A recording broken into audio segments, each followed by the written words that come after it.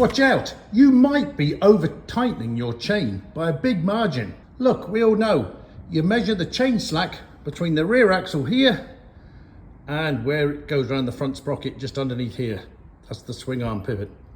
So somewhere in the middle there. On this bike, the slack is 25 to 35 millimeters, or 1 inch to 1.4 inch. Anywhere between those two levels is fine. And we measure this slack by pulling the chain down slightly, putting our ruler on the pins, and then pushing the chain up, and it's the total distance between the upper and the lower level. But here's a big gotcha. Take this Daytona 660. My allowable slack on this chain is 43 to 46 millimeters, appreciably bigger than the Honda.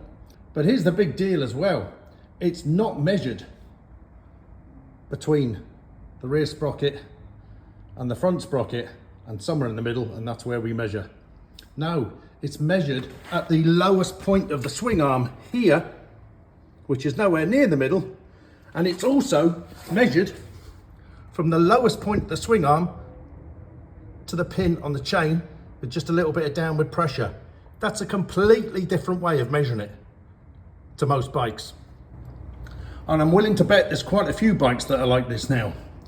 So be careful. The slack on this is much bigger and measured in a different place. Like so. Why is that a big deal, you might ask? Well, listen, an over-tension chain is a big deal.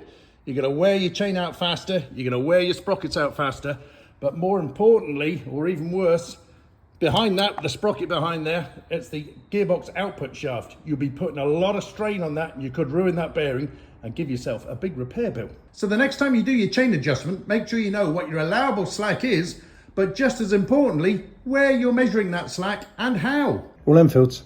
No, you don't have to adjust the chain on a Royal Enfield. No, there's not enough power to stretch it, so it's fine. It never gets stretched. Oh, it's the man from the Royal Enfield Owners Club of Ireland. Shit. Oh,